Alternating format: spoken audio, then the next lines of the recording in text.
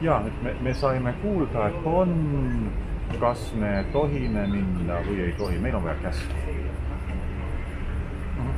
Tore, aitäh. Ja ma saasin sinna info, jah, saabus oli kriis.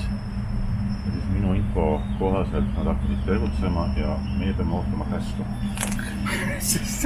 Nad võib-olla ootasid, et sina peaks minema sinna neid hinge hoidma. Staapi, kõigepealt staapi.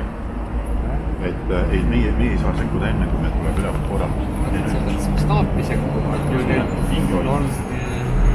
Kui kinni jooksnud, siis on hea, et sa lähed sinna. Ja siis me ootame.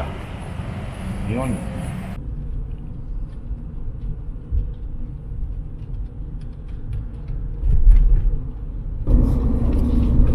Eks see niimoodi ongi, et kolmandik on siis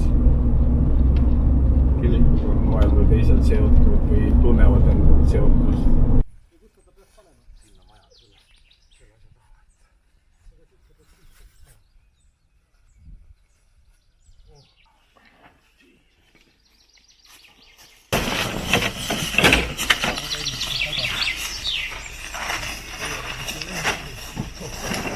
Ma selleks käingi jooksma seda sporti ka jõusaalis. Ja me peame veel tarima selleks, et ma saaks õppustel hakkama, et ei öeldaks, et kuule, meie sütsid vanakesi vaja pole. Ja siis tuli terve toad neid sinna. Nad laulsid kõik, tulid armulauale, et vaata, see on, et muidu me ei räägi, aga kui võtaks tunnistusele, siis me nagu saame võtta. Ja nüüd kuidagi järsku tuli minu juurde see õendus ja kõik see ja nüüd ma saan aru, et aga ma teenin niimoodi ka.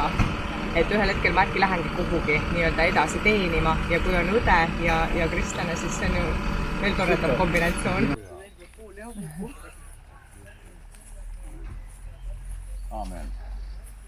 Ja siis nad jäävad seal praegu kinni kaetuna ja pärast siis, kui on olukord maskal läbi, siis maetakse.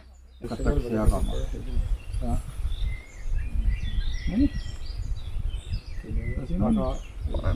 Panete sisse. Aga siin on vaja vähemalt 2 meest, saab 3. Ja praegu ta on ikka suht ühes tükis, aga te peate kõik tükis kaasa panema. Mõtleme, et me ei ka... Me minema üks hoonesse, kus oli üks staabiosis. Ja me teadsime koordinaate, sest malevkonna ülem kutsus. Läksime kohale. Saale palun! Koguneme kõik siia! Teeme selle tagasi ära!